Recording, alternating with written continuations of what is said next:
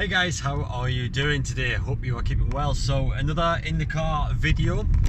Right, so today I want to talk to you about perfectionism. Alright, because perfectionism is one of those things that you think it's a good thing to obsess and try to wait for everything to be perfect before you take an action. But in reality, 9 times out of 10 what you think is perfect is not perfect, and it actually is just slowing you down.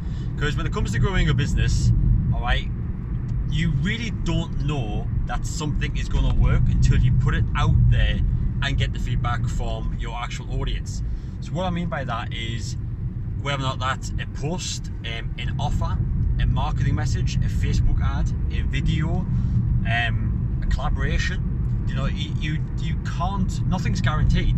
So whilst you're waiting for something to be absolutely perfect, your competition or your clients are giving their money to other people, okay, rather than you.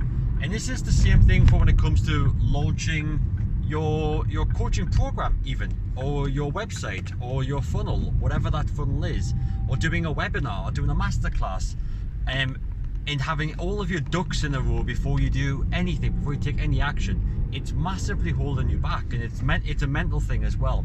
You have to get okay with having an idea and just boom, straight away putting it out there. Doesn't matter if it's ready, doesn't matter if it's right, doesn't matter if it's perfect, doesn't matter if you haven't got all of everything that you need in place to onboard clients. You just have to get the offer, get that idea out there as fast as possible, okay? Because getting it out there is better than it not being out there. Get it out there now and then refine it later. That's how, you know, that's pretty much how you would get the data back that you need. Because when, for example, if you're running a Facebook ad, all right, here's a good example, because this is what I do a lot of, and what a lot of our clients do a lot of as well. You know, you could create this ad with this copywriting, and you think, wow, this is amazing. This graphic is so compelling. The writing is so good. This is really going to take off, right? But then you have another ad that you test as well, and the other ad is the graphics doesn't look very good, doesn't look very professional, looks like you built it rather than an expert graphics designer, and the copy is really just short and to the point. You run these two ads against each other. You might have a good inclination of which one's going to work better, but until you get that data back from your actual audience, you really haven't got a clue. Because in a lot of cases, the simpler ad that isn't so fancy with a straight to the point offer wins, okay? Rather than having like a really long sales copy and a really professional looking graphic that just screams advertisement pretty much, okay? So this is why you just don't know until you get these stuff out there. And this is why when it comes to running ads and other type of stuff like that, you really just have to test lots of variants, lots of variables and variations. And the same thing even comes to your marketing messaging. Because when it comes to your messaging, you might think, okay, this messaging is what I want to put out there, but then your audience doesn't respond to it very well. So you need to tweak it and obviously make a different messaging after that. So what I'm really getting at here, if you haven't understood already, do not wait for perfection. Do not wait for everything to be okay before you launch that website, before you launch that funnel, before you buy that coaching program even. Because I have a lot of people that come to me and say, I just don't think I'm ready for this yet.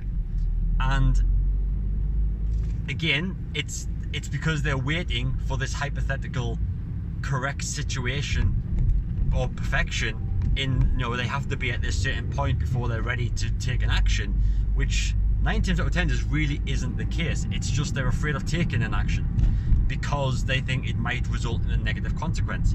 But really, if we change our mindset to say, I'm going to take the action and I'm going to get that feedback from taking this action to be able to take the next action even better, all right? Because obviously once you get a lot of feedback from doing something over and over again, you understand next time what not to do, what is working, what doesn't work, all of this stuff. But especially when you first just get started, you really don't know. You can assume, well, we all assume, even myself now still, and even like people that are running 7-figure, 8-figure businesses, they are assuming what is going to work with a hypothesis that something will work, but there's no guarantee about it. Even one of my coaches, he said, 9 out of the 10 offers that he puts out there fails. It does not make him money, but that one offer that he puts out there is the one that takes off, and it's the one that performs amazingly. So don't let your own perfectionism, or I don't want to say insecurities, but this whole idea of everything must be correct before you take a specific action hold you back. Okay, just do it. Thank me later. Can I guarantee you, once you do take an action, even if nothing comes from it, you've learned something. You've learned nothing come from that action. What can I do? How can I make it better? Try something else. Try a different messaging. Try a different offer.